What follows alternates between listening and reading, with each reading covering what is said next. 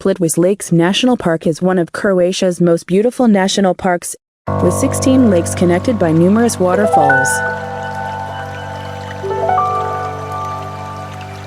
플리트비체 국립공원은 크로아티아의 국립공원 중에서 가장 아름다운 곳으로 알려진 곳으로 수많은 폭포로 연결되는 16개의 호수가 유명하다. Plitvice National Park was designated as a World Heritage Site by UNESCO in 1979, and all bridges, trash cans, and signboards are wooden for preservation, and swimming, cooking, collection, fishing are prohibited, and pets are blocked from entering.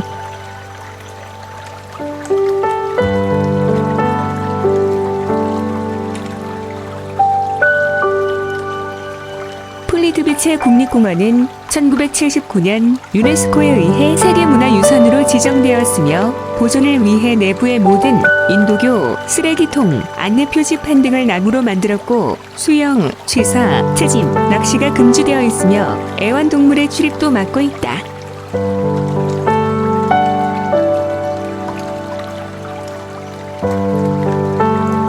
It is the oldest record since prehistoric times that Thracians lived in the area in 1000 BC.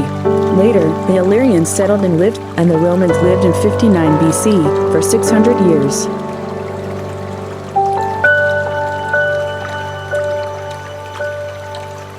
선사시대 이후 1000 BC의 트라키아인이 이 지역에 거주했다는 사실이 가장 오래된 기록이다. 그 이후에는 일리리아 민족이 정착하여 살았으며 59 BC에는 로마인들이 600년 동안 거주하였다.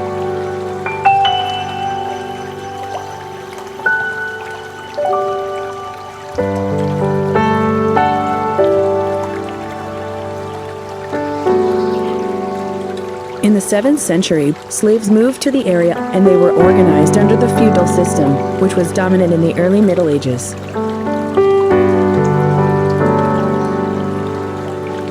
7세기에 들어서 노예들이 이 지역으로 이주하였으며 이들은 초기의 중세시대 때 지배적이었던 봉건 제도 하에 조직화되었다.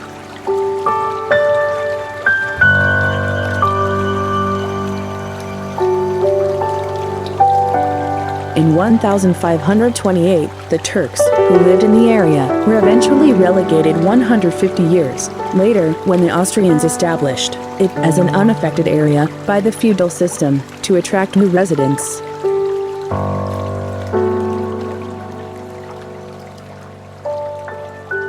(1528년에) 이 지역에 거주하던 터키족은 150년 후 오스트리아 사람들이 이 지역의 새로운 거주자를 끌어들이기 위해 이곳을 봉건 제도의 영향을 받지 않는 지역으로 확립하면서 결국 밀려나게 되었다. The area was then used as a military front and later settled by the Wallachians following Serbian Orthodox beliefs.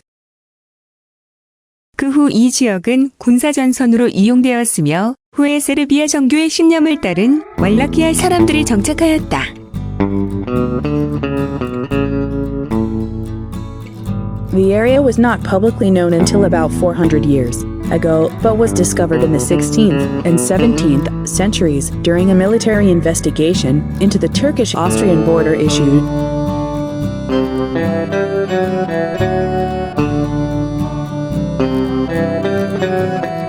이 지역은 약 400년 전까지만 해도 공적으로 알려지지 않은 지역이었다가 16세기와 17세기에 걸쳐 터키와 오스트리아 제국의 국경 문제로 군대의 조사가 이루어지는 과정에서 발견되었다. Currently, it is one of Croatia's most beautiful regions with about 900,000 people visiting it every year.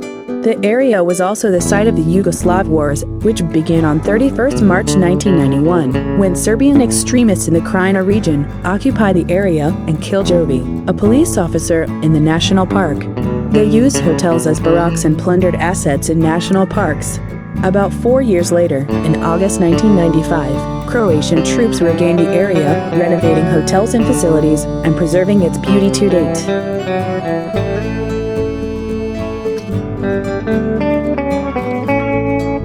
현재는 크로아티아에서 가장 아름다운 지역 중 한 곳으로 매년 약 90만 명이 이 아름다운 지역을 방문하고 있다. 이 지역은 1991년 3월 31일에 우크라이나 지역의 세르비아 극단주의자들이 이곳을 점령해 국립공원의 경찰관 요비치를 살해하는 사태가 발생하면서 유고슬라비아 내전이 사실상 시작된 곳이기도 하다. 그들은 호텔을 막사로 삼고 국립공원의 자산을 약탈하였다.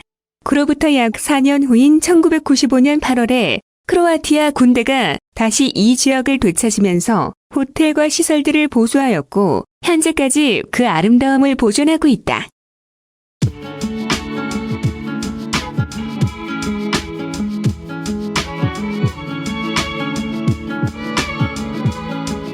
World War II Axis powers Germany, Italy, Hungary and Bulgaria occupied the defenseless Yugoslavia and implemented a split rule. In large part, the policy was to merge the periphery of Yugoslavia with neighboring countries, and to establish puppet states that had longed for independence, such as Croatia, in the name of achieving independence.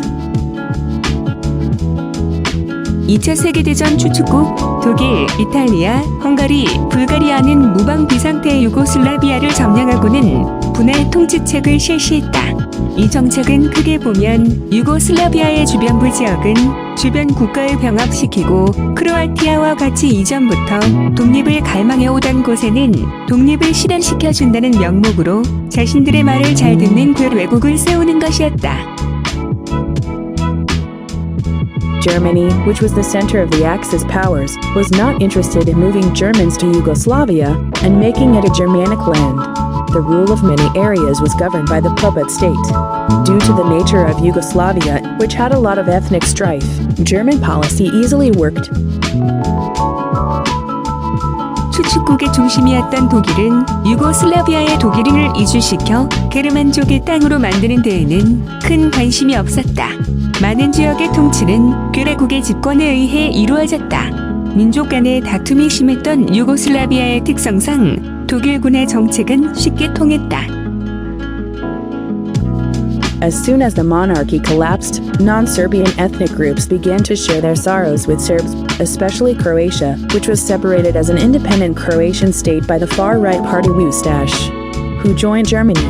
The indiscriminate slaughter of Ustash came as a great fear for Croatian Serbs. 당시 차별 대우를 당하고 있었던 비세르비아계 민족들이 왕정이 무너지자마자 이전까지 당해오던 서름을 왕정시대의 중심 민족이었던 세르비아인들에게 풀기 시작했는데 특히 크로아티아는 독일과 함께 들어온 극우 정당 우스타시아에 의해 크로아티아 독립국으로 분리되었고 우스타시아는 이후 세르비아인들에게 엄청난 보복을 하고 만다. 우스타시아의 무차별적인 학살은 크로아티아의 세르비아인들에게는 크나큰 공포로 다가왔다.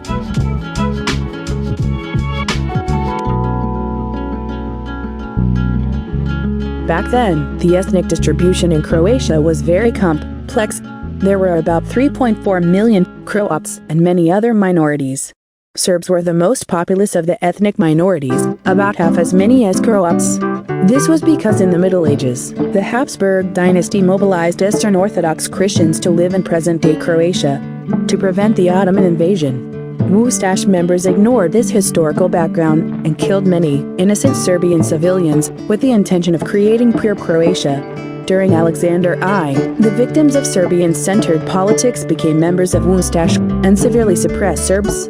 However, it was merely a target of venting anger on Serbs who had nothing to do with the monarchy, simply because they were Serbs. 당시 크로아티아의 민족 분포는 아주 복잡했다. 크로아티아인이 약 340만 명이 있었고 그 외에도 수많은 소수민족이 있었다. 그 소수민족 중 가장 인구가 많았던 것이 세르비아인이었는데 크로아티아인의 절반 정도가 될 정도로 많았다.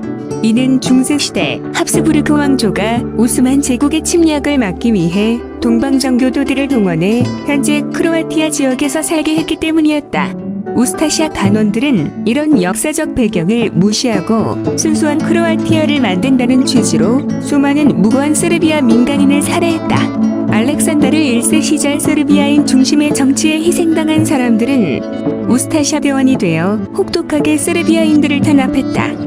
하지만 왕정과는 아무런 관련도 없는 세르비아인을 단순히 세르비아인이라는 이유만으로 화풀이 대상으로 삼은 것에 불과했다. 이들의 만행은 갈수록 심해져 오히려 독일군의 정상적인 군사 정책에 방해가 될 지경에 이르렀다. 그리고 전쟁이 끝날 때까지 살아남은 우스타시아 단원들은 최후의 승자가 된 파르티잔에 의해 비참함 최후를 맞는다. 세르비아 장군 드라자 미하일로비치를 유고슬라비아 망명정부의 전시장관으로 임명했다. 미하일로비치는 오스만 제국 당시 터키 군대에 대항한 단체의 이름을 따 자신의 군대를 셰프니크라고 부른 뒤 저항 활동을 이어나가고 있었다. 셰프니크는 같은 시기 독일군을 상대로 가열찬 전투를 벌이며 이름을 얻고 있던 공산 게릴라를 분명한 적으로 규정했다. 그리고 이들은 우스타시아의 세르비아인 학살의 위기감을 느낀 나머지 크로아티아인 역시적으로 규정하고 있었다. 그들은 세르비아 민족주의의 구호를 외치며 비세르비아계 민족에 대한 압박을 계속해 나갔고 이는 남슬라브 민족들 간의 갈등을 더 심화시키는 계기가 되었다. 파르티잔이 독일군과 전투를 하고 있을 때 독일인보다 크로아티아인을 더 증오한 셰프니크 분파 중 일부는 독일군과 협력하기도 했다. 공산주의자들이 결성한 부대의 이름은 유고슬라비아 파르티잔으로 그들은 특정 민족이 다른 민족보다 우선해야 한다고 믿지 않았다. 따라서 그들은 우스타샤나 체트니크와는 달리 모든 민족의 자유로운 가입을 허용했다. 파르티잔은 계속 독일군을 집요하게 괴롭히면서 그 명성을 널리 퍼뜨렸다. 이들이 승리할 수 있었던 것은 뛰어난 지도자 요시프 프로즈 티토가 있었기 때문이다. 티토는 유고슬라비아 공산당의 당수로 자신의 군대와 정치 조직을 항상 지혜롭게 이끌어서 전쟁 말미에는 그의 군대가 유고슬라비아 저항 세력 중에서 가장 많은 군인을 갖게 되었다. 파르티잔은 독일군의 계속되는 협박에도 아랑곳하지 않고 진정한 해방을 위해 계속 싸워나갔다. 이들은 1943년에 에보지 회의 엔티파시스트 카운실 포 더 내셔널 리베라시옹 오브 유고슬라비아를 열어 유고슬라비아 망명정부를 부정하고 자신들이 유고슬라비아를 통치해야 한다고 선언했다. 이에 따라 본래는 유고슬라비아 망명정부를 지지하고 있던 연합국도 셰프니크가 아니라 에보지와 파르티잔에게 실질적인 무력 지원을 했다. 이후 파르티잔은 티토를 중심으로 공산 정권을 세우게 된다. Many thanks for watching my video. Hopefully I'll see you next episode. Peace, Amen, Namaste, Bye bye. 시청해 주셔서 감사합니다.